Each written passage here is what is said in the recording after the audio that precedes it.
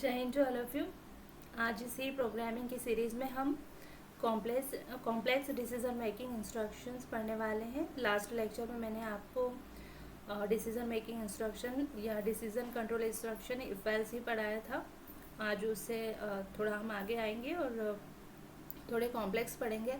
Actually complex तो बहुत ज़्यादा नहीं होता, पर जो लास्ट लेक्चर में हमने इफ एल्स पढ़ा था, इफ एल्स के अंदर इफ़ के अंदर फिर से इफ एल्स यूज़ करना, यही सब थोड़ी कॉम्प्लेक्सिटी बढ़ जाती है। थोड़ी कंडीशंस हम और भी ज़्यादा यूज़ करने लगते हैं। जैसे पहले एक ही कंडीशन मैंने आपको बताई थी, अब दो कंडीशन के साथ कुछ और नए ऑपरेटर्स मैं आपको बताऊंगी। तो यही थोड़ा कॉम्प्लेक्स डिसीजन मेकिंग इंस्ट्रक्शन इसको कहते हैं। तो लास्ट लेक्चर का मैं आपको पहले बता देती हूँ कि मैंने पढ़ाया था, आपको कुछ ऑपरेटर्स बताए थे और हमने इफ एल्स में इवन नंबर और ऑड नंबर पहचानने के लिए कोड लिखा था, प्रोग्राम बनाया था। तो कुछ मैंने ऑपरेटर्स बताए थे, जैसे मैंने आपको अर्थमेटिक ऑपरेटर्स बताए थे, प्लस माइनस, मल्टीप्लिकेशन हो गया, डिवीज़न हो गया, मॉडुलस हो गया, ये सब अर्थमेटिक ऑपरेटर्स है। एक मैंने आपको बताया था नॉट ऑपरेटर बताया था, तो इसको लॉजिकल नॉट बोलते हैं, ये इस तरह से ना। और मैंने आपको रिलेशनल ऑपरेटर्स बताए थे, जैसे इक्वल टू, इसका मतलब होता है कि ए और बी दोनों अगर इधर लिखी हुई चीज़ और इधर लिखी हुई चीज़ दोनों समान है, ये इक्वल्स टू मतलब दोनों बराबर है या नहीं ये जानने के लिए, तो ये इक्वल्स टू यूज़ होता है। नो इक्वल टू बराबर नहीं है, तो ये भी रिलेशनल ऑपरेटर है। इसके साथ ही मैंने आपको बताया था greater than, less than, greater than equal to, less than equal to, ये सब साइंस भी मैंने आपको बताए थे। ये भी रिलेशनल ऑपरेटर ही है, क्योंकि ये दो इनके लेफ्ट राइट में जो भी लिखा होता है उसके बीच में ये रिलेशन बताते हैं। ये चीज़ मैंने आपको बताई थी। आज मैं आपको दो और बताती हूँ, दो साइन। एक तो दो ऑपरेटर्स, एक तो ये होता है एंड%, इसको बोलते हैं लॉजिकल एंड। यानी अगर आप एक कंडीशन यहाँ लिखे और n% लिखे और दूसरी कंडीशन यहाँ रखिए, तो ये तब ये कंडीशन ट्रू होगी। इसका मतलब होगा ये भी ट्रू होना चाहिए, ये कंडीशन भी ट्रू होना चाहिए। एंड का मतलब ये दोनों कंपलसरी है ट्रू होना, अगर हम दो के बीच में लगा दें। ऐसे एक ऑपरेटर होता है, ये पाइप साइन, सिंगल, ये पाइप और ये पाइप दोनों पाइप है, दो डबल पाइप लगा दो तो ये हुआ लॉजिकल और ऑपरेटर। लॉजिकल और बोलो या स्मॉल, इस तरह से और बोलो, लॉजिकल और, इसका मतलब होता है इस, जैसे ये पाइप साइन लगा है, इसके इधर एक कंडीशन लिखी और इसके इधर एक कंडीशन, तो ज़रूरी नहीं कि दोनों ट्रू हो तभी ये हमारा और वर्क करेगा। इसमें का मतलब होता है कि या तो ये वाली कंडीशन ट्रू हो जाए या फिर ये हो जाए। अगर ये ट्रू हो जाती है, ये फॉल्स हो जाती है, तो इसके अकॉर्डिंग इफ कंडीशन ले लेगी, और अगर ये फॉल्स हो जाता है ये ट्रू, यानी इन दोनों कंडीशन में से ये कंडीशन, फर्स्ट कंडीशन और सेकंड कंडीशन दोनों में से एक ट्रू होना चाहिए। और का मतलब ये होता है या तो ये या तो फिर ये। लॉजिकल एंड का मतलब होता है ये भी और ये भी, ये दोनों सही होना चाहिए। तो इस तरह से इफ एल्स में इस तरह से ऑपरेटर्स लगाए जाते हैं। और मैं आपको बताती हूँ कि एक चीज़ और, जो लास्ट टाइम मैंने आपको बताया था, इफ़ बताया था मैंने, ये इफ़ ब्लॉक है और उसके बाद है एल्स ब्लॉक।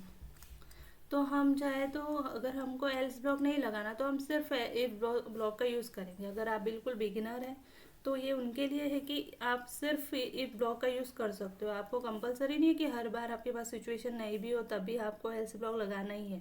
बट अगर आपने एल्स लगाया तो आपको इफ लगाना पड़ेगा, आप अकेला एल्स यूज़ नहीं कर सकते। थोड़े कॉम्प्लेक्स में हम जाएंगे तो क्या होता है कि ये इफ़ है, ये कंडीशन ट्रू हुई, तो इफ ब्लॉक के अंदर फिर से मैंने एक इफ लगा दिया, ये इफ के अंदर और इफ यहाँ पर भी एल्स लगा दिया, तो यही थोड़ा कॉम्प्लेक्स बन जाता है। और ये फिर एल्स मेरा इस तरह से। इसके बाद एक और चीज़ होती है, वो होता है एल्स इफ। ये होता कुछ नहीं, ये होता वही है जो इफ एल्स है, उसी का हिस्सा है। जैसे मैंने एक कंडीशन लगाई इफ में, ये ट्रू होगी तो चलेगा, अदरवाइज में आगे आऊँगी। तो यहाँ पे मैं इफ एल्स की जगह अब लगाऊंगी इफ एल्स इफ अगर नहीं चला तो वो इफ एल्स इफ में आएगा। यहाँ पर भी मैं एक कंडीशन लिखती हूँ, अगर ये ट्रू होती है तो मेरा एल्स इफ चल जाएगा, और नहीं होती है तो फिर मैं लास्ट में मुझे एल्स लिखना कंपलसरी है। मतलब अगर आप एल्स इफ यूज़ करते हैं तो आपको लास्ट में एल्स लिखना होगा, यानी एल्स इफ यूज़ कर रहे हैं तो ऊपर आपको इफ लिखना पड़ेगा, अगर वो ट्रू होता है तो ठीक, नहीं तो फिर आपका एल्स इफ चलेगा। आप 1000 टाइम मल्टीपल टाइम में एल्स इफ लगा सकते हो। जैसे इफ एल्स आपका यहाँ शुरू हुआ, यहाँ ख़त्म हुआ, आपने एक और एल्स इफ लगा दिया। अगर आपके पास और कंडीशन है, आप एल्स इफ लगाते चलो और लास्ट में आपको एल्स लिखना कंपलसरी है। ये इफ एल्स का स्ट्रक्चर है, यानी इफ, ये स्ट्रक्चर, और फिर उसके बाद एल्स इफ, ये आप ये एल्स और ये इफ, और यहीं पे आप ये ब्लॉक लगा सकते हो। फिर से आप एल्स इफ लिख सकते हो, ये आपकी कंडीशन, ये आपका ब्लॉक। एल्स इफ और है तो आप लगा सकते हो, तो ये, और उसके बाद आपको एल्स लिखना कंपलसरी है। इफ़ को या एल्स इफ को अकेला नहीं छोड़ सकते, उसके बाद एल्स लगाना कंपलसरी हो जाता है। अगर आप बिगनर है तो ये चीज़ आपको ध्यान रखनी चाहिए, क्योंकि वाइवा में और फ्रेशर लेवल पर इंटरव्यू में ये सब चीज़ें पूछी जाती है। जैसे अगर इफ एल्स के लिए हम प्रोग्राम देखें ना, तो हम वो जैसे परसेंटेज का लगा सकते हैं कि परसेंटेज ग्रेटर देन 60 है तो फर्स्ट डिवीज़न बनता है ना। परसेंटेज ग्रेटर देन 50 है तो सेकेंड डिवीज़न, तो और परसेंटेज इज ग्रेटर देन 40 तो third division, otherwise fail. Less than 35 less than हुआ ये या 40 कर दो, लेस देन हुआ तो परसेंटेज लेस देन सॉरी ये इसको ऐसा greater than 60 percentage is greater then 60, percentage is greater then 50 और लेस देन 40 हुआ तो ये फेल। तो हम इसको अगर इफ एल्स में लिखेंगे तो बस इस तरह से लिख देंगे, if percentage is greater then 60 तो प्रिंट कर देगा फर्स्ट डिवीज़न। ये एल्स इफ अगर ऐसा नहीं हुआ तो ये एल्स इफ चलेगा, परसेंटेज इज ग्रेटर देन 50, तब हमारा ये इफ एल्स चल जाएगा। अगर ऐसा भी नहीं हुआ तो फिर से एक इफ एल्स चलेगी condition, percentage is greater then 35 कर दो यहाँ, तो ये थर्ड डिवीज़न, और एल्स नहीं तो भाई ये फेल। तो इस तरह से इफ एल्स चलते हैं, एल्स इफ फिर उसके बाद एल्स लगा दो आप, तो इस तरह से हो जाता है। ये चीज़ मैंने आपको बतानी थी। और एक मैंने आपको एंड ऑपरेटर बताया, एंड ऑपरेटर और ऑपरेटर, एंड ऑपरेटर बोलते हैं इसको, और ऑपरेटर इसको।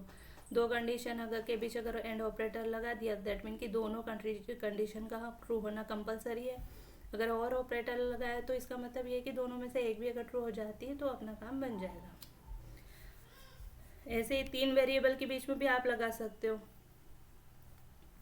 जैसे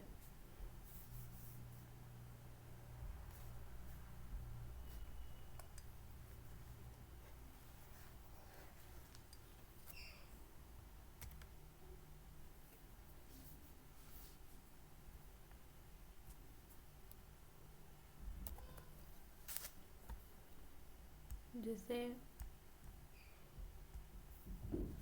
3 अगर वेरिएबल है हमारे पास, कंडीशन ए है, कंडीशन बी है और कंडीशन सी है। 3 कोई भी कंडीशन हो सकती है। हमको एंड ऑपरेटर से डील करना है तो ऑपरेटर ये ए n% बी और n% 3 सी। अब इसका मतलब हो गया कि ए भी ट्रू होना चाहिए, बी भी ट्रू होना चाहिए, तीनों ट्रू होना चाहिए। अगर हमने इसको एक ब्लॉक में लिख दिया तो हमारा ब्लॉक तभी चलेगा जब तीनों कंडीशन ट्रू होगी ना। अगर हमने इफ लगाया और ए और बी और ऑपरेटर सी कर दिया, दैट मीन कि हमारा इफ ब्लॉक तब चलेगा जब तीनों में से है, चाहे ए ट्रू हो जाए, बी ट्रू हो जाए, सी कोई भी कंडीशन, तीनों कंडीशन में से कोई भी कंडीशन अगर ट्रू होती है तो हमारा इफ ब्लॉक चल जाएगा। लेकिन अगर हमको इफ और दोनों एक साथ लगाना है तो ऐसा, अगर जैसे हम ए % बी ऑपरेटर सी, तो इसका मतलब ये हम इस तरह से लगा देंगे, तो ये दोनों कंपलसरी होना चाहिए और ये सी कंपलसरी। इसका मतलब ये है कि ये दोनों कंपलसरी होना चाहिए, और फिर इन दोनों में से या तो ये हो जाए सही या तो ये हो जाए सही। इस तरह से इनको जब हम और कॉम्प्लेक्स प्रोग्रामिंग करेंगे आगे, तब मैं इनके यूजेस आपको बताते चलूँगी। और ऐसे ही अगर हम इफ लगाए ए, ये इसी तरह से होता है। एंड अगर, हाँ ये सेम ही चीज़ है, एंड सी अगर कर दो और फिर ये और लगा के भी कर दो, तो ए और बी दोनों कंपलसरी है, और इन दोनों में से फिर बी अगर फिर दोनों में से इन दोनों का कंपलसरी होना कंपलसरी है, इन दोनों का ट्रू होना कंपलसरी है, और फिर इन दोनों में से कोई भी एक चीज़ फुलफिल होना चाहिए। तो उस कंडीशन में हमारा इफ़ कंडीशन चलेगी। तो ये और ऑपरेटर ये देखता है कि या, इसका मतलब हिंदी में या, दोनों में से एक, या तो ये चल जाए या तो ये चल जाए। और एंड का मतलब होता है दोनों कंपलसरी है, तो A B compulsory, A B चलना चाहिए ट्रू और बी भी ट्रू होना चाहिए, तो हमारा इफ ब्लॉक चलेगा। तो इस तरह से यूज़ होते हैं। अब इसके लिए जैसे परसेंटेज वाला मैंने आपको बताया था कि वो वाला एक प्रोग्राम हम देख लेते हैं। और तो वो इफ़ एल्स के लिए है। इफ़ एल्स इफ एल्स के लिए हम परसेंटेज वाला प्रोग्राम बना लेते, परसेंटेज का प्रोग्राम बना लेते, जिसमें हम डिवीज़न बताएंगे, फर्स्ट डिवीज़न, सेकंड डिवीज़न और थर्ड डिवीज़न। एक हम ये एंड ऑपरेटर देखने के लिए और ऑपरेटर देखने के लिए एक प्रोग्राम बनाते हैं लीप ईयर का।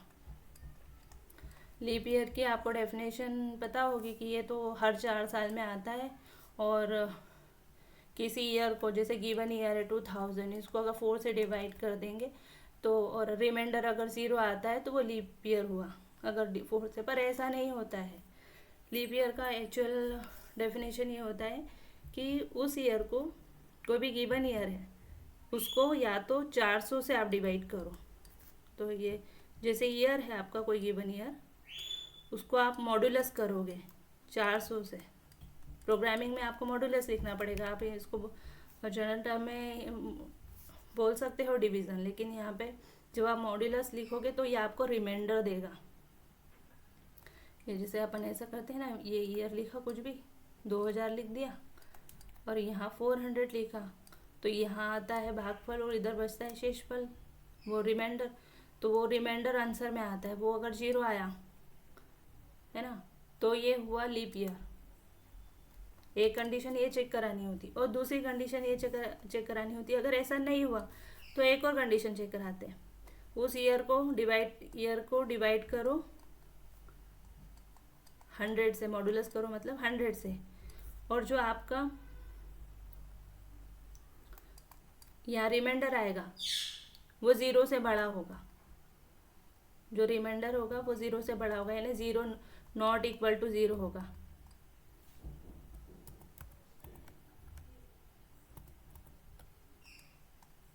ये नॉट इक्वल टू 0 होगा। एक कंडीशन ये होनी चाहिए और दूसरी कंडीशन एंड में आएगी, है ना। एक कंडीशन तो अपनी ये बन गई, ये, और दूसरी ये 1 और 2 रहेगी और में, ये वाली सिचुएशन और ये वाली सिचुएशन और में रहेगी, और ये वाली जो मैं लिखूंगी ये दोनों एंड में रहेगी। मतलब ईयर को अगर आप डिवाइड यानी मॉड्यूलस करोगे 4 से, तब इक्वल टू होना चाहिए 0 के। ये इक्वल टू होना चाहिए 0 के। तो 2 सिचुएशन है, एक तो पहली फुलफिल हो जाए, 400 से डिवाइड करके देख लो, अगर मॉड्यूलस करके देख लो, रिमाइंडर डिवाइड करके देख लो 400 से, अगर 0 आता है दैट मीन की रिमाइंडर 0, दैट मीन की लीप ईयर। अगर ये नहीं होता है तो दूसरी कंडीशन चेक करेंगे, उसको 100 से डिवाइड करो। अगर रिमाइंडर नॉट इक्वल टू 0 है और मतलब एंड ईयर 4, फिर से ईयर को 4 से भी डिवाइड करो, तब 4 से डिवाइड करने पर रिमाइंडर आता है 0, तो ये वाली कंडीशन फुलफिल हो जाएगी दोनों, ये पूरी, और ये वो लीप ईयर होगा। यानी अब हमारी 2 कंडीशन लिखेंगे हम, एक तो ये वाली कंडीशन, ये फर्स्ट कंडीशन और सेकंड कंडीशन आपस में होगी और में, और इस वाली कंडीशन के अंदर भी ये 2 कंडीशन होगी जो होगी एंड में। तो ये यूज़ थे और ऑपरेटर के और एंड ऑपरेटर के। मैं इसका प्रोग्राम बना के बताती हूँ, उसके बाद देखते हैं।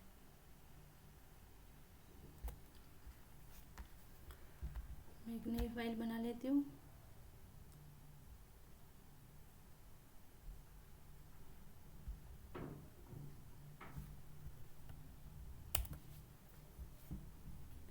ये मैं परसेंटेज में डिवीज़न चेक करने के लिए प्रोग्राम बना रही हूँ, तो percentage dash div dot C नाम से मैं बना लेती हूँ। और आप चाहे तो किसी भी नाम से बनाइएगा। आप देखना कि यहाँ मैं जो बना रही हूँ तो एक ही फाइल बनेगी, पर जब मैं इसको कंपाइल कर लूँगी ना तो ये 3 फाइल और बना देता है। जैसे डॉट सी से मैंने percentage dash underscore div dot C से ये फाइल बनाई, तो इसने एक फाइल बनाई, लेकिन जब ये कंपाइल हो जाएगी तो ये 2 और फाइल बनाएगा। लेकिन मैं मतलब फोल्डर में 3 फाइल हो जाएगी। एक तो 0 बाइट की होगी, उसमें कुछ नहीं होगा, लेकिन एक दूसरी होगी, वो आपका सॉफ्टवेयर होगा। मैं उसको भी आपको आज रन करके बताऊँगी। Hash include conio dot H और hash include SCDIO dot H लिखना हमेशा कंपलसरी नहीं होता, ये आपको बता चुकी हूँ। तो हमारा प्रोग्राम वॉइड मैन से शुरू करते हैं। वॉइड मैन, इसकी बॉडी में सारा प्रोग्राम हम लिखते हैं, है ना। अब मैंने एक इंटीजर वैल्यू, क्योंकि परसेंटेज हम इंटीजर में लेंगे, आप चाहो तो फ्लोट में ले लेना। इंटीजर में ले रहे हैं तो ये मैं एक वेरिएबल लेती हूँ पर नाम का, परसेंटेज के लिए, है ना। और क्योंकि मैं यूज़र से इनपुट लूँगी, उसका परसेंटेज अपन यूज़र से लेंगे। यूज़र डिसाइड करेगा कि परसेंटेज क्या है, वो देगा। तो हम इसके लिए एक यूज़र को प्रिंट एफ करा देते भी, जिससे उसको स्क्रीन पर एक मैसेज हो जाएगा।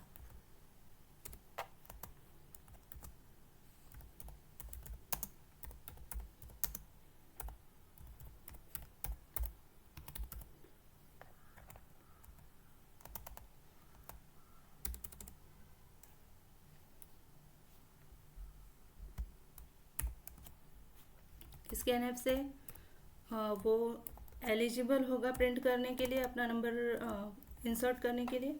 तो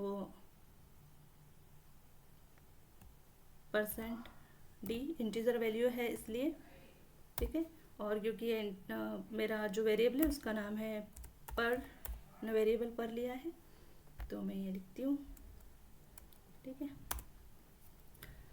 अब मुझे लिखना है, मेरा इफ एल्स कंडीशन लगाना है मुझे, क्योंकि डायरेक्ट वो परसेंटेज ही डालेगा। तो मैं इफ लगा देती हूँ। इफ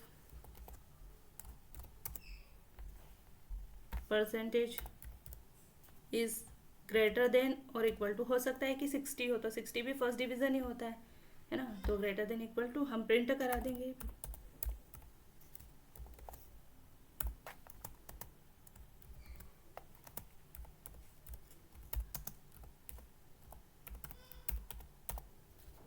एक चीज़ ये कि ऐसा नहीं है कि एफ एस में आप एक सिर्फ प्रिंट ही लगाओगे। आप चाहो तो यहाँ 1000 नंबर का लाइन का कोड भी लिख सकते हो। बस समझाने के लिए छोटे छोटे एग्जाम्पल बनाकर समझाने होते हैं। ये बिगनर लेवल पे यही अच्छा होता है, इसलिए हम छोटे छोटे ये प्रोग्राम्स बनाते हैं और इसके थ्रू चेक करते हैं। तो ये यहाँ पे 60 लिखेंगे, क्योंकि ग्रेटर देन और इक्वल टू 60 आएगा। फिर हम एल्स इफ यूज़ कर रहे हैं। Else if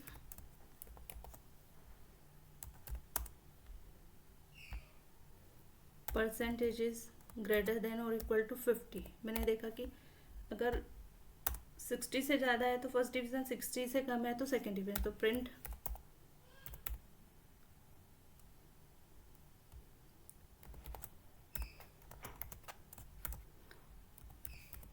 second division.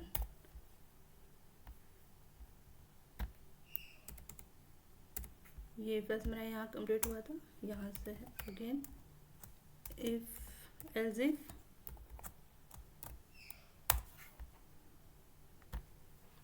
Percentage is greater than equal to 40 अब हुआ 35, तो हम देखते हैं थर्ड डिवीज़न।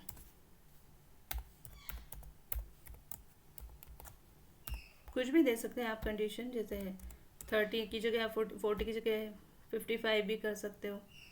45 आपको जितने पर परसेंटेज जैसे भी करना हो। तो ये थर्ड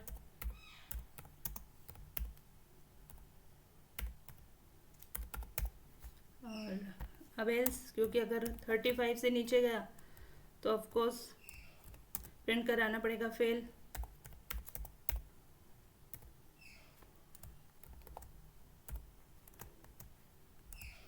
तो अपन यहाँ लिख देते पढ़ाई करो।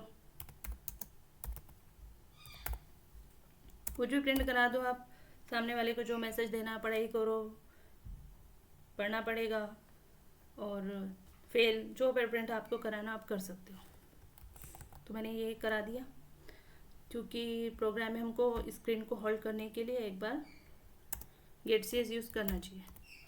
लास्ट में गेट सी एच, ये मैंने सेव किया।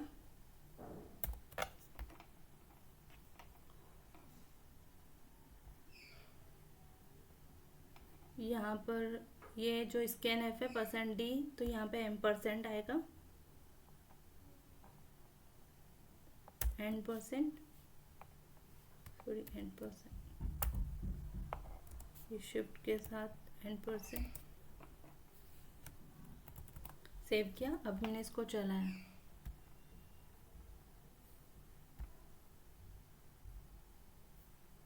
परसेंटेज में पहले डाल रही हूँ 66, फर्स्ट डिवीज़न आया। अब सपोज मैं डालती हूँ 45, तो थर्ड डिवीज़न, जो कि ग्रेटर देन 50 पर हमने सेकेंड डिवीज़न रखा था। ये जो ग्रेटर देन 50, अगर 50 हो, 50 से ज़्यादा हो तो सेकेंड डिवीज़न, लेकिन हमारा तो 50 से कम है, तो वो 35 से ज़्यादा था, इसलिए थर्ड डिवीज़न। अगर हम 50 से ज़्यादा करते हैं, तो यानी 55 अगर करते हैं, 50, 60 और 50 के बीच, तो सेकेंड डिवीज़न होगा।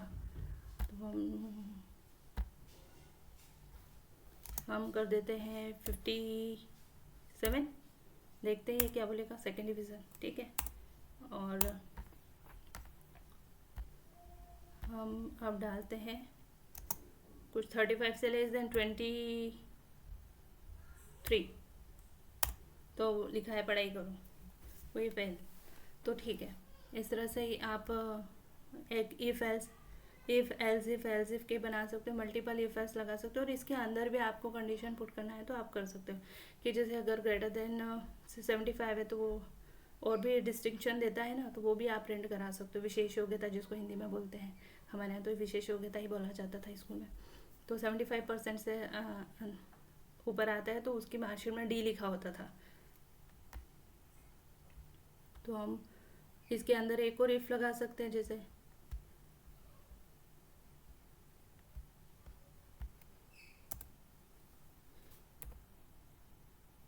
इफ, ये जैसे मैंने कहा ना मल्टीपल लगा सकते, तो परसेंटेज इज ग्रेटर देन और इक्वल टू 75,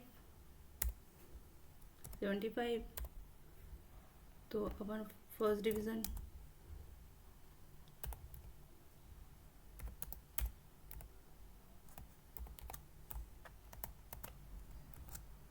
विशेष योग्यता,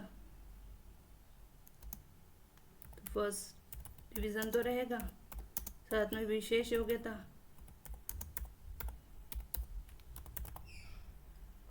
और एल्स में हम लगा देंगे कि नहीं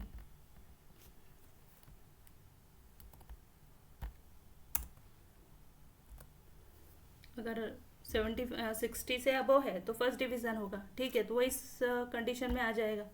लेकिन अगर 75 के अबव है तो फिर ये वाली विशेष योग्यता वाली कंडीशन चल जाएगी, और अगर नहीं 75 से कम है तो फिर प्रिंट होगा फर्स्ट डिवीज़न, सिर्फ फर्स्ट डिवीज़न है, ये डिवीज़न के साथ विथ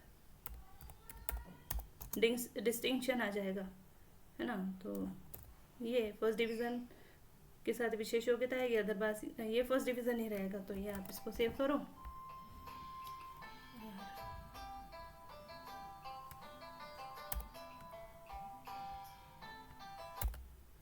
तो इसको चला के देखते हैं।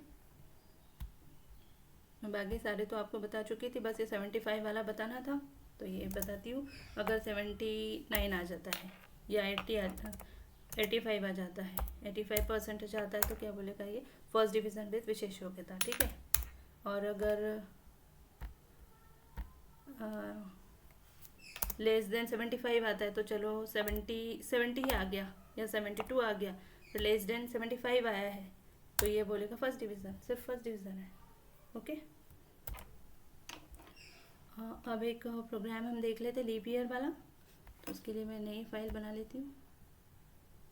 आई होप कि आपको समझ में आ रहा होगा, आए तो प्लीज़ लाइक शेयर और सब्सक्राइब कीजिए,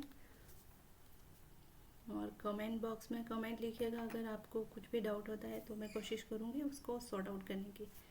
अब हम वॉइड मैन से आते हैं।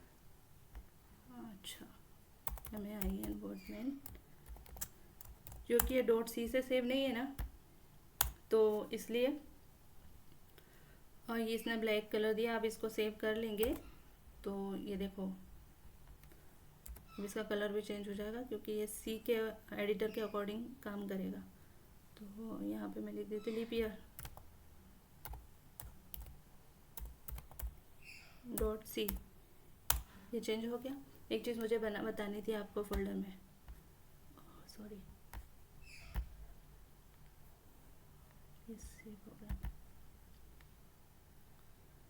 जिसे मैंने अभी आपको बताई थी परसेंटेज वाली, तो मैंने बनाई थी परसेंटेज की एक फाइल डॉट सी से परसेंटेज डैश डॉट सी, ये मैं इस फाइल बनाई थी। उसके बाद ये दो फाइल मैंने कहा था कि दो फाइल फिर कंपाइल होने के बाद बनती है, तो ये जो एप्लीकेशन वाली फाइल है ये 54 KB की, ये आपका सॉफ्टवेयर है, और ये जो है ये 0 की है, 2 KB की है, बट इसका कोई ज़्यादा यूज़ नहीं होता, मेन यूज़ इसका होता है।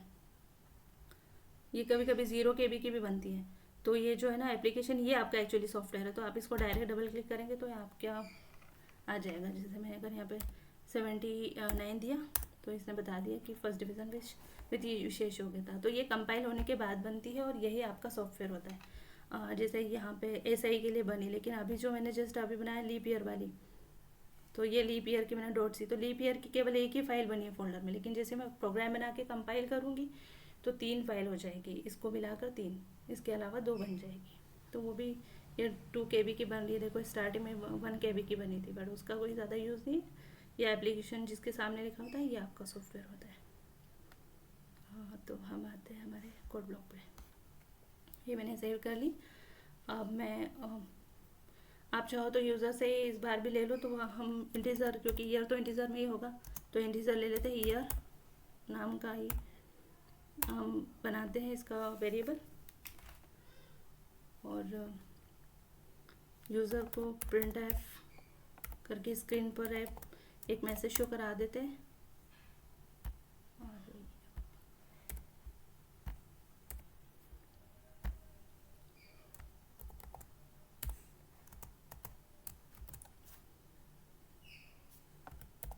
एंटर एनी ईयर, है ना, ये हो गया। आप चाहे तो यहाँ पे ना /n कर दीजिए, ये \n, तो जब हम प्रिंट देगा ना यूज़र, तो वो टर्मिनेट होकर अगली लाइन पर आएगा, तो लाइन टर्मिनेशन के लिए /n यूज़ होता है। स्कैन एफ, ये लगाया स्कैन एफ इंटर, तो यूज़र एंटर करेगा, इसलिए उसको एलिजिबल करना है, तो %d एंटीजर है इसलिए ये, और n% के साथ ईयर, क्योंकि हमारा वेरिएबल ईयर है। अगर आप कंपनी लेबर पे काम कर रहे हैं तो फिर आप कोशिश कीजिएगा कि हम कॉपी पेस्ट करेंगे अपने वेरिएबल्स को, क्योंकि वहाँ पे मिस्टेक के चांसेस रह जाते हैं, ठीक है। यहाँ get लगा दीजिए स्क्रीन को होल्ड करने के लिए, और इसकी डेफिनेशन conio.h में है, मैंने बताया था आपको।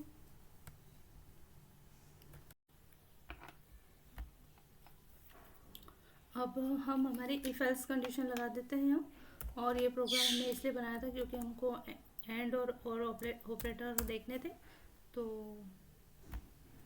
ये एल्स,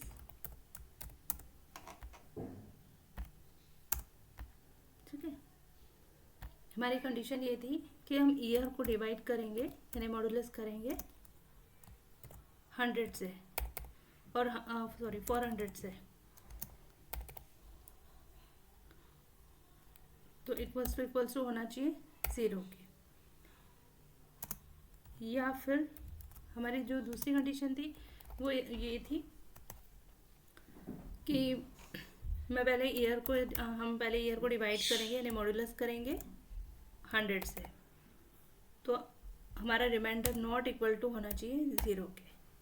फिर एंड ये तो है, इसके साथ एक और ट्रू होना चाहिए, तो 100 से डिवाइड करने पर 0 के इक्वल नहीं होना चाहिए, और फिर 4 से डिवाइड करने पर इक्वल्स टू होना चाहिए 0 के। मतलब रिमाइंडर जो है 4 से मॉड्यूलस करने पर, ईयर को 4 से डिवाइड करने पर उसका रिमाइंडर आना चाहिए 0, और 100 से डिवाइड करने पर आना चाहिए 0 से ज़्यादा। तो ये दोनों जब कंडीशन ट्रू होगी तब हमारी एक कंडीशन एक्चुअली में बनेगी।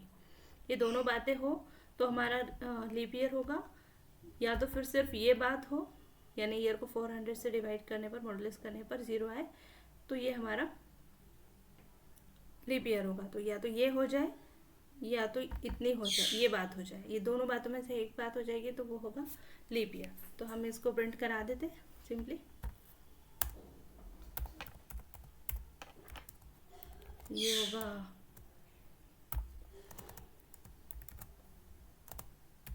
LEAP लीप ईयर, ठीक। और ये होगा, प्रिंट करा देंगे यहाँ पर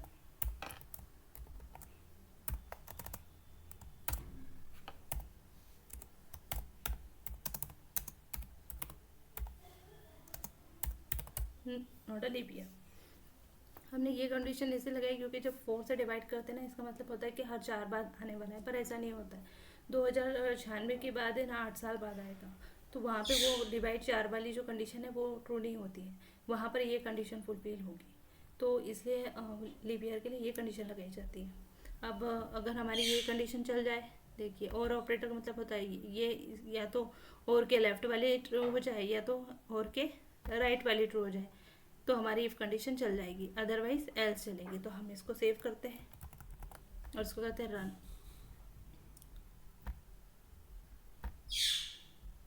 रन किया लीप ईयर, तो जैसे 2024 करेंट ईयर, तो ये लीप ईयर है, ठीक है। अब हम देखते हैं 23 लीप ईयर नहीं था, है ना, तो 2023 लीप ईयर नहीं है, नॉट अ लीप ईयर, ठीक है। एक चीज़ आती है कि आप देखो 1900, ये लीप ईयर नहीं होगा। फिर एक और आता है 2000, मैंने कहा कि 2096 लीप ईयर होगा, ये आप भी चेक कर लेना, 2096 लीप ईयर होगा, लेकिन इसके बाद 8 साल बाद लीप ईयर आएगा, ये लीप ईयर है। एंटर दबा के भी कर सकते हैं क्लोज, पर क्लोज करना कंपलसरी नहीं, तो अगले बार आपका आईडी ओपन नहीं होगा। ये अगर हमने लगा दिया 2096, तो 2096 के बाद आता है 2098, तो होगा ही नहीं, 99 भी नहीं होगा अगर हम 4 से डिवाइड करेंगे तो। पर 4 साल बाद, जैसे बोलते हैं 4 साल बाद आता है, तो उस हिसाब से ये होना चाहिए, बट ये नहीं है, नॉट अ लीप ईयर। अब इसके बाद आप देखेंगे ना, ये जैसे 2102 भी लगा देंगे तो ये भी लीप ईयर नहीं होगा। लीप ईयर इसके बाद आएगा 8 साल बाद, यानी 96 के 8 साल बाद लीप ईयर आएगा।